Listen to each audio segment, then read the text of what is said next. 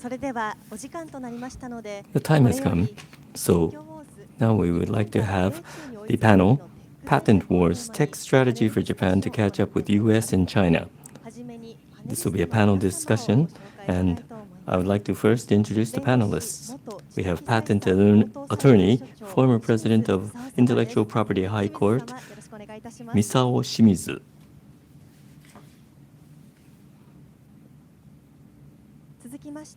Next, we have member of the House of Representatives, Takayuki Kobayashi.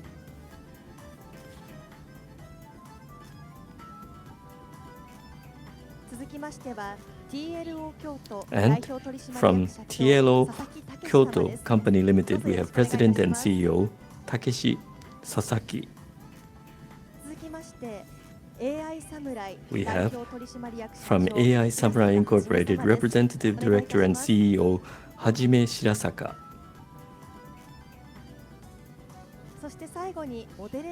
Finally, the moderator is Senior Staff Writer of Nikkei, Takahiro Shibuya.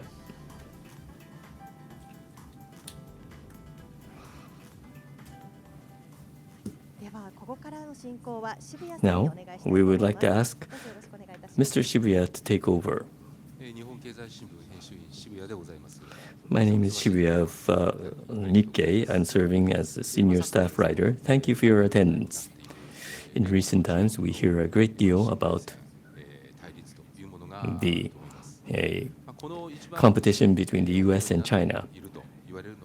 And there is the issue of intellectual property, patents, technology, and security-related issues. There's also the matter of 5G networks.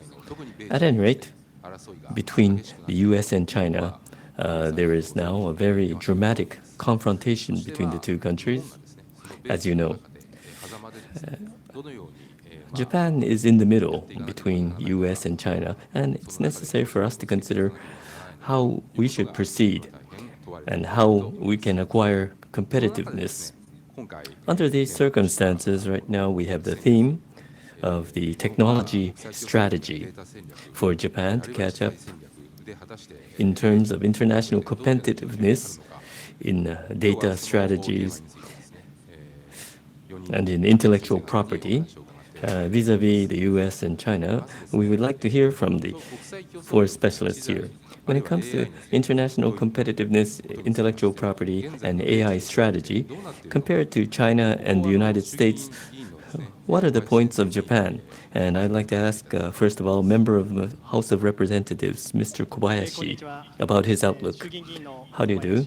My name is Kobayashi, member of the House of Representatives, and I'm serving in the General Secretariat for the Intellectual Property Rights, and we are focused on how here in Japan we can create systems that foster innovation.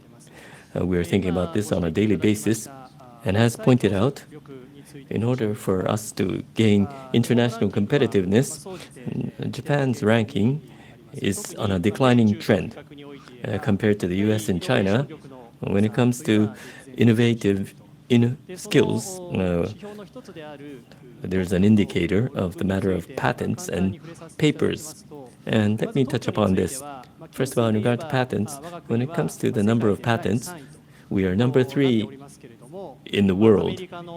But it's only 50% of the US, and you only have 1/5 the level of China.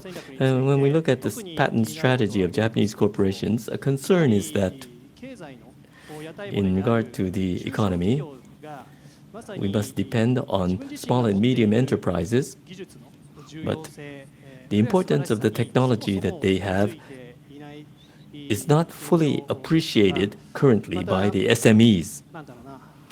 And furthermore, when it comes to strategic acquisition of patents, there is a lack of solid support by patent attorneys that support small and medium enterprises. There are many issues that we can cite. And in terms of the number of papers published, as countries are increasing the number of papers they publish, our international share is on a declining trend.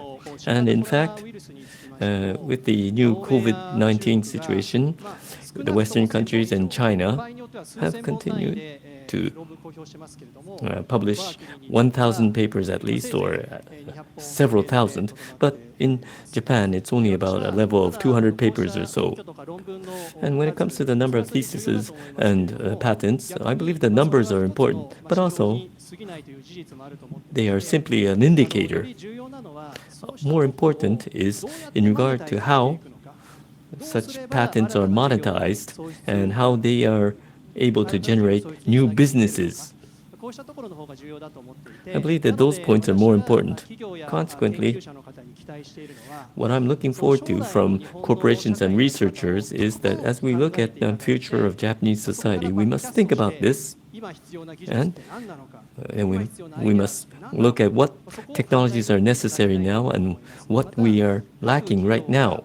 And each of the corporations have to look at the limits of what they can do on their own, and so therefore it's necessary to consider positive collaboration with people from different industries.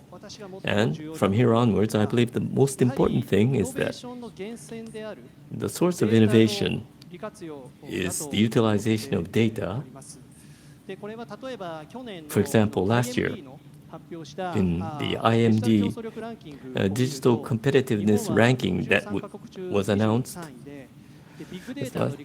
last year it was number 20. Japan was number 23 out of 63 countries. And if we're going to have a full-fledged confrontation with the US and with China in terms of market competition, then it's necessary for us as politicians to look at what is happening in the forefront of business and have a national policy solidly built.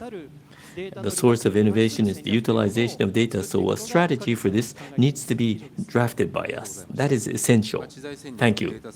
Thank you. You've talked about the IP and data strategy, and you've pointed out that Japan is in a tough situation.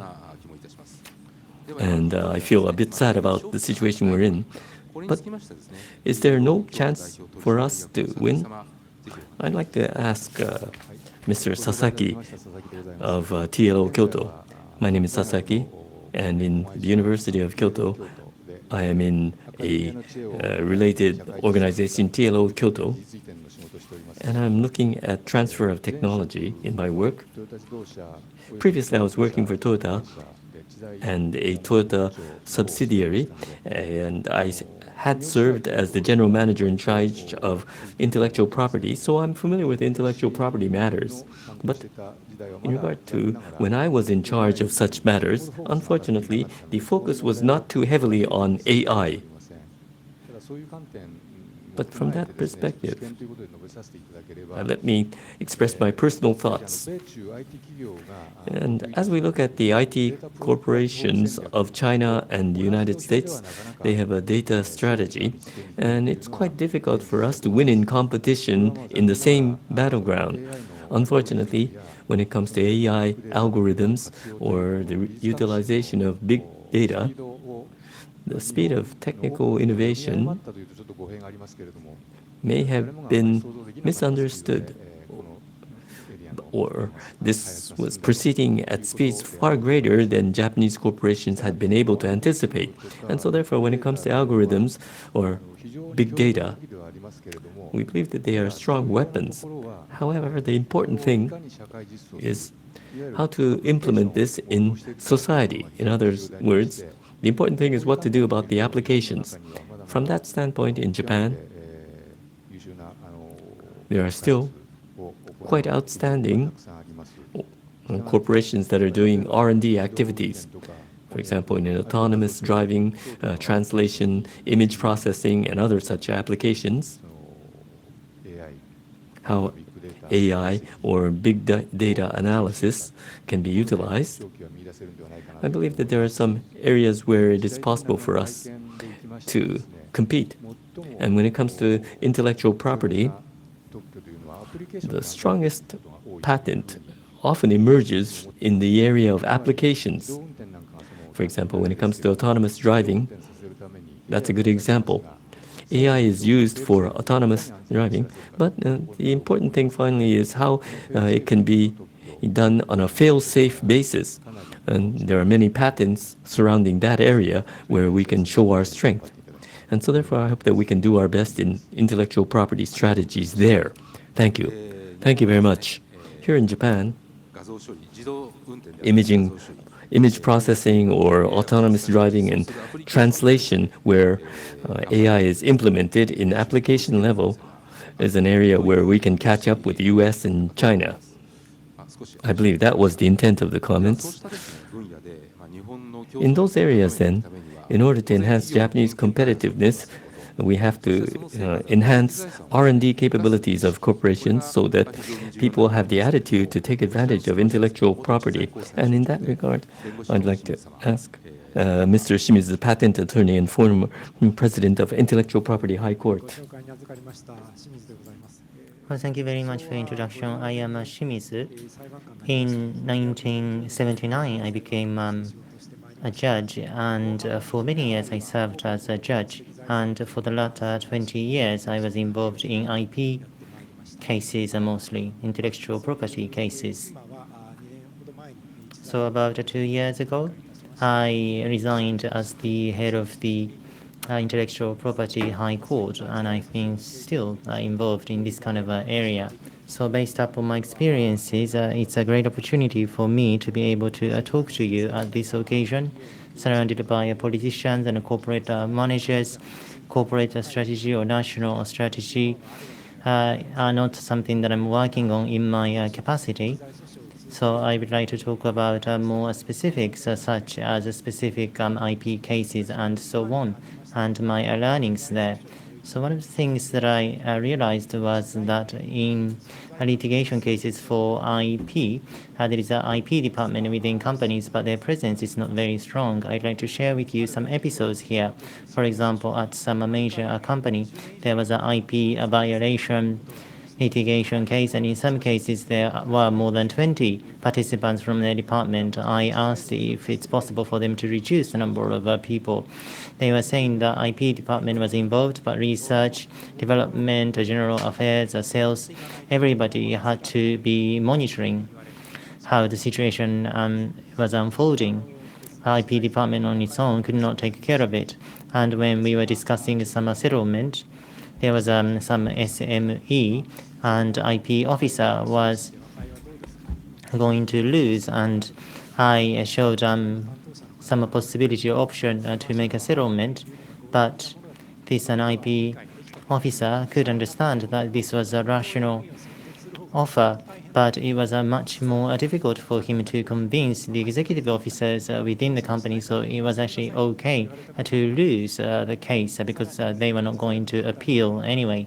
And I also asked some questions to the IP officer, and they had a patent, and they found out that rival companies were using it, violating it, and they decided to file a lawsuit, but he was summoned by an executive officer interrogating him if he was going to really win, and he couldn't say definitely, so he had to give up on this kind of case. So this was some extreme example, but IP department should be taking the central stage in this kind of IP strategy, but that's actually not what's happening, which is quite unfortunate. And as part of our corporate strategies, IP department doesn't have much presence. So in this kind of situation, there are some top managers of businesses who are leaving this situation as is, and I think that is problematic. Well, thank you very much. So in case of Japan, during the Koizumi administration, in early 2000s, Japan wanted to be an IP-oriented country. That was the policy championed by the Koizumi administration. And Japanese businesses, universities, and also policies focused on intellectual properties. Such a direction was come up with, as all of you may be very well aware. But as I hear your comments, Japanese businesses, IP department situation, or corporate managers' mindset, and what will be discussed going forward, the intellectual property rights themselves, and the number of patents rights and so on. All these situations have been quite tough. I believe this is such a big problem. So now I'd like to turn to Mr. Shirasaka, AI Samurai President, as well as patent attorney. What is the current situation of Japan's IP, especially the patent application situation? Yes, I myself, after the financial crisis as a patent attorney, I set up a patent office, patent attorney office, and I have been developing an AI system to analyze patents and major businesses use our services. The trend of Japan is that there are excellent companies, especially among the major companies. These are blue chip companies, which accounts for 80% of all Japanese patents. And Japanese patents are, in a way, imbalanced in terms of areas or domains. At the same time, because when something like a Lehman crisis takes place, the US and China tend to have more patents filed by SMEs, so they tend to seize the opportunities. But in case of Japan, when there is a recession, companies want to reduce costs, especially among major companies. So the number of applications tend to decline. This time around, COVID-19 pandemic hit the world, and China and the US may grow just like they did during the Lehman crisis, and Japan may decline, which is concerning for me. And in case of Japan, among Japanese major businesses, China's patent applications are higher in terms of number, but it may be low quality. Some Japanese major businesses say that. But according to our AI system, tens of thousands of cases are analyzed, and China's patents are actually not that of low quality. It's about the same as Japan. So in that sense, the number of cases is quite many, and China is also with greater human resources or talents, so they have both quality and quantity. So it's not a simple structure where one side is won by Japan, the other side won by China. So the quality is about the same, and the volume is taken by China. China is winning in terms of volume, so this is concerning for me. Thank you very much. I have a follow-up question for Mr. Shirasaka. So in China, China's patent filings are improving in quality too. I heard that too, and the Chinese government or the Chinese authority takes promotion measures for the IPs. Are they very much interested in doing this? Yes, in case of Japan's patent office as well, there are some people who are seconded to China, and also JETRO people. I sometimes talk to them, and I gathered that when Japan was increasing patents, R&D departments had IP officers, and they were having meetings to collaborate, and China is doing just that. So it may be just a sheer population because China has so many people, especially our AI system can learn human analysis. And if there is a more population, that gives them an edge. So in AI and digital transformation, a major country with a lot of a population has an advantage, I would say. Thank you very much. So as you know, in the past, Japan had the most filings in terms of patents. And back then, the Japanese economy was doing very well. Japan as number one was often mentioned. But for those who are well versed in IP affairs, know this very well. Many patents of Japan was improvement patents, especially compared with the US in terms of quality. Japan was struggling. So basic patents, stronger patents have to be created.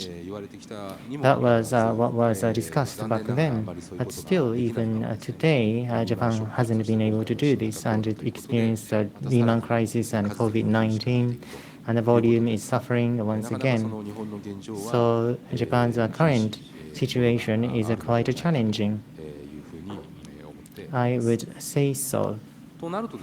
So if that's the case, Earlier, as Mr. Kobayashi has mentioned, the data strategies and AI initiatives, Japan has to be very creative in that. And in case of Japan, SMEs are strong. That is one of the characteristics or advantages of Japan. So, in that sense, how can Japan leverage its strengths? So from the panelists, I would like to ask you to mention one challenge for Japan, and against that challenge, what sort of solution can be explored? I would like to receive your input about this question. So first, I'd like to turn to Mr. Kobayashi. Data acts as the fuel of AI, and in the world of virtual data, already the GAFAs have dominated. So in order for Japan to be victorious, it's necessary to focus on real-world data. There was the autonomous driving data that was mentioned by Mr. Sasaki, or health data, or satellite data. Real-world, high-quality data exists in large numbers here in Japan. Despite that, when it comes to utilization, we don't have the environment for it. I believe that's the major issue that we are facing here in Japan. One of the factors for this is that there's the absence of data strategies. For example, there is the competition between the US and China. And for data distribution, there is a major difference in thinking. That is my understanding of the situation. But what do we have in Japan? In the G20 conference last year in Osaka last year, there was the data free flow of trust, DFFT, and I believe that the real-world data utilization needs to be promoted. So we need to build up a data platform to allow this to happen. And also for the promotion of data utilization, we need to substantiate rules. So those are the two areas that are necessary in our data strategy. I believe that that's an urgent thing for us to embark upon. And in regard to creating rules, I think that each of the business enterprises have issues. But when it comes to public data, as much as possible, with members of their own industry or with other industries, it's important to be able to share data. From that, in the study group on intellectual property, I was the Secretary General, and in regard to the promotion of the utilization for industrial data, the legislation was necessary, and I prepared a proposal on this in February this year. EU had published a data strategy, and in their case, next year, during 2021, the utilization of industrial data will be promoted. And separate from GDPR, they are thinking of a data act. Under these circumstances, the conclusion that I would like to draw is that to enhance the innovation capabilities of Japan, we need to have a data strategy urgently created, and we must have a law to promote the utilization of industrial data. This is just the name that I coined myself, but we must be ahead of the world in creating this. I think those 2 points are important. In regard to the legislation about what needs to be there, for public data, as much as possible, data should be shared. And we should have the open closed rules, or the data rights should be clearly defined in law. And when it comes to data, which is inorganic, the value is ambiguous currently. But we should consider revisions in civil law. I believe that it is necessary to consider to that extent, so that Japan as a nation can deal with legislative aspects and in a true sense, it would be possible to take the initiative in DFFT. And if we're able to do this, I think that we can accelerate innovation here in Japan. And this could also lead to economic benefits as well as security benefits for Japan. Thank you very much. We have heard about the law for utilization of industrial data, and I think that this can be widely applied, as Mr. Kobayashi has mentioned. But for Japanese corporations, if this occurs, what will they be able to do? Each of the business entities right now may share data and they may want to achieve innovation, but there's a reluctance on the part of many to open up their data. So therefore, we need something that will push them forward. By creating legislation for this, there may be some data that cannot be made public, but as much as possible, we should have legislation in place so that data can be shared. And in addition to that, we should have these rules applied horizontally, but it may be for drug discovery or so on. The way data is shared may be different depending on the particular area. So once the legislation is in place, then maybe it could be something aside from laws, but in each category of business, rules could be established so that there could be more sharing of data and promotion of open innovation. Thank you very much. Mr. Sasaki, upon hearing these comments, what do you think are the issues and the solutions in R&D or human resource development or in drafting strategies?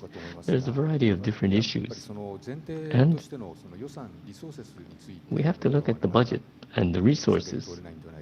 And this is an unavoidable subject. There's much effort being made in this area, but it's quite difficult to make comparisons. But compared to the United States or China, I must say that the resources being invested are far less than US and China. And in regard to what we can do within limited resources, I believe that the key word should be capability of integrating and converging. What I mean is that it's necessary to select and focus. Here in Japan, there are quite outstanding efforts that were said to be superior to that of GAFA in the past, and there was the software and the hardware aspects of AI, and in the platform area, it's not possible to differentiate.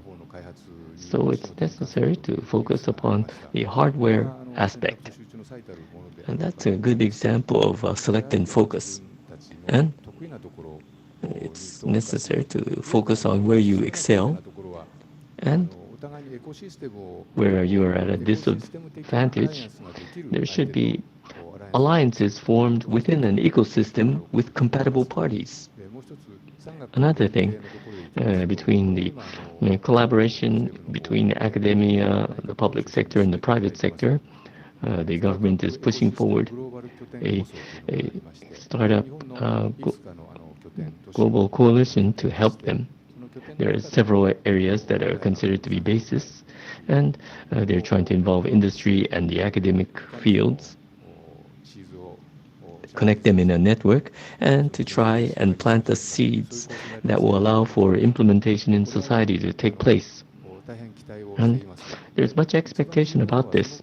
The most important thing is that the platform itself has to be looked at. How do we build such a platform, and how do we have that platform like that be operated as an ecosystem? That's going to be very important. And so I would like to do wherever possible to assist in this.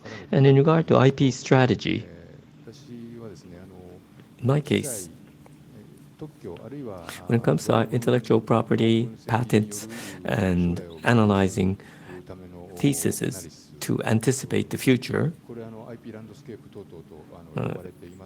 This is referred to as the IP landscape and so on. But in a particular field, there may be top-class academics, professors of universities and so on. But by connecting such knowledge, we're trying to anticipate the future.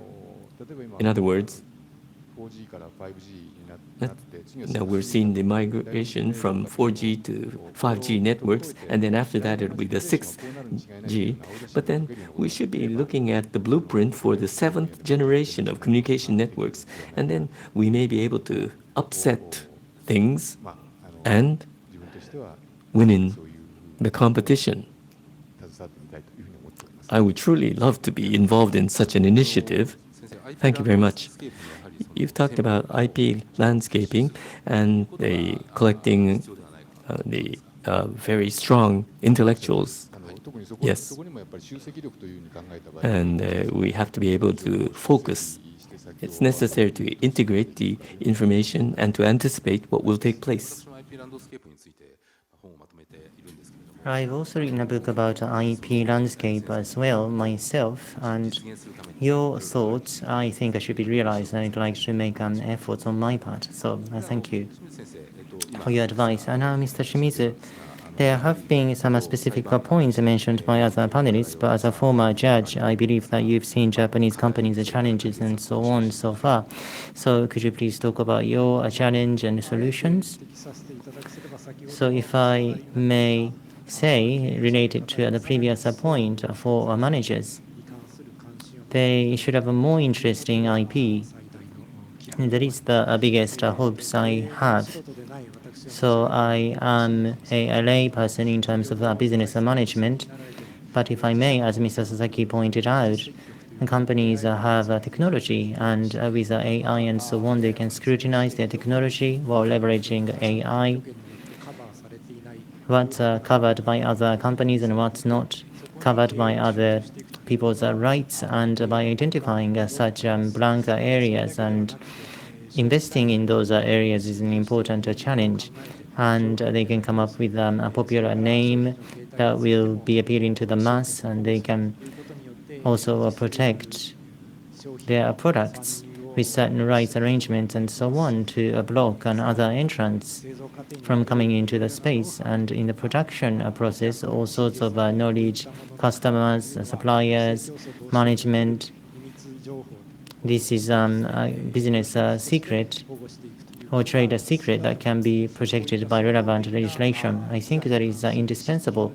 So that kind of overall mindset about IP should be developed on the part of corporate managers.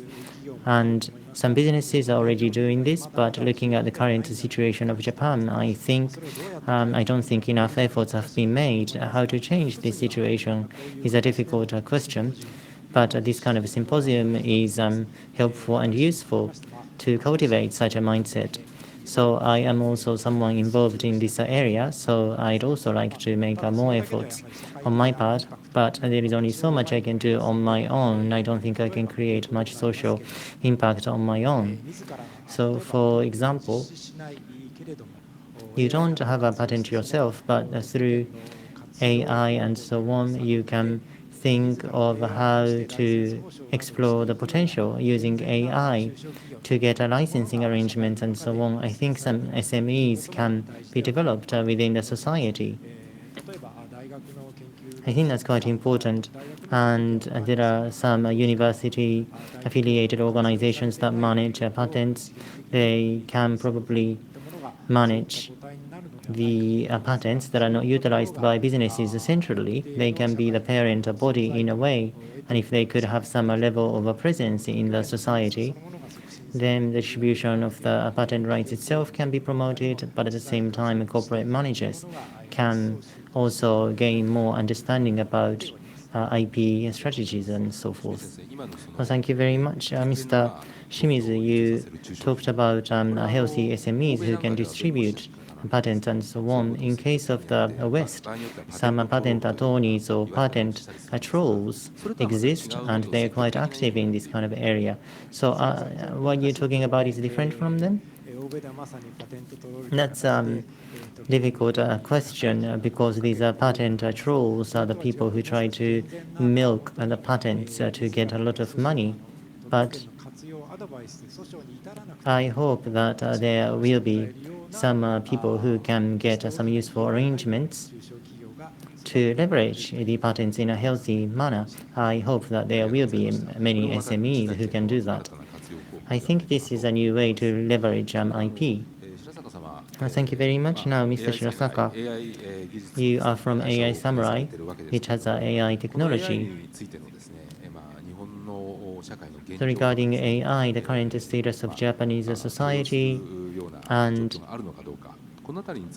is it good enough to embrace the AI solutions, challenge and solution, please? Yes, this year AI white paper has been published, and within businesses, introduction of AI has been quite difficult according to the survey. But what's good about AI is that it can remove the inequality in terms of information. So AI can analyze IP landscape or patents information that can be taught to SMEs, and SMEs can look at the AI analysis and they can understand whether they can get patents or if there is a useful literature and so on. I think there will be less information divide or gap. SMEs do have some capital or money, so they can work with excellent researchers, collaborate with them, and they can file patents. By doing so, Japanese SMEs patent applications can increase in number. So Japan can perhaps have a next GAFA-like company within the country. Having said that, in case of Japan, 80% of the patents are owned by major companies.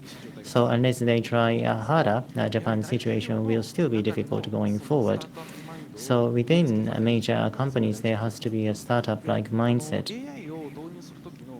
To introduce AI, one of the biggest problems is that experts,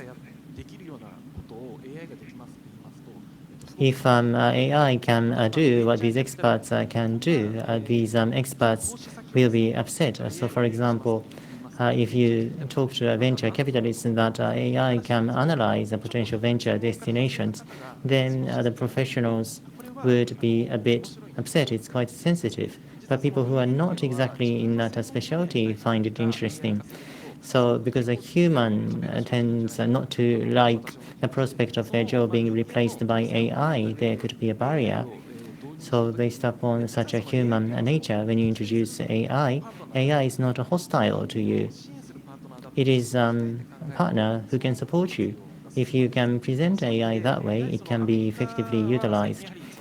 In that context, in the US, digital transformation and AI have to be deployed by companies. There is such a cultural atmosphere. In Japan, not as much.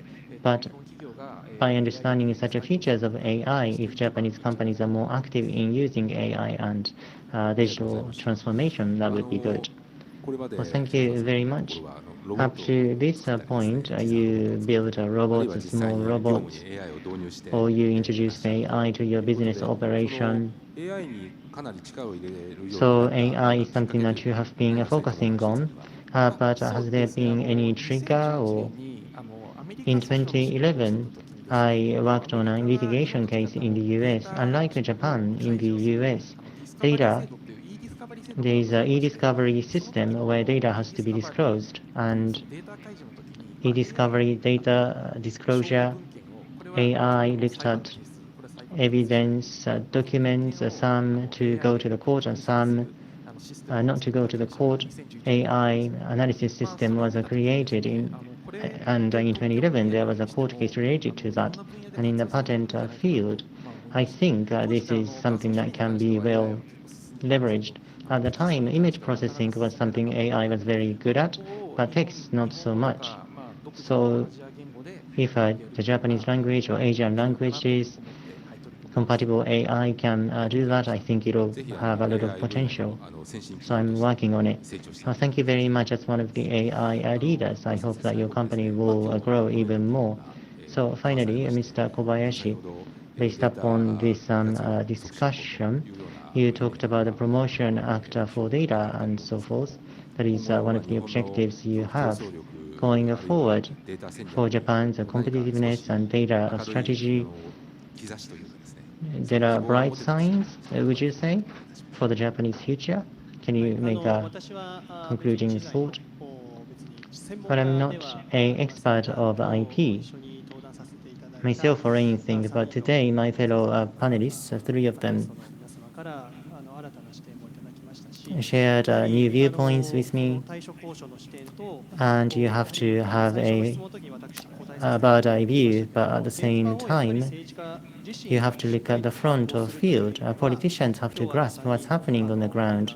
So in that sense, from the three fellow panelists, I learned a lot from their input, and I would like to translate that into policy actions. Well, thank you very much. So today, I think we were able to have an in-depth discussion. Despite the limited time, I think the discussion was very productive. Thank you very much for your kind participation. Thank you very much, Mr. Shimizu, Mr. Kobayashi, Mr. Sasaki, Mr. Shirasaka, and Mr. Shibuya. Thank you very much.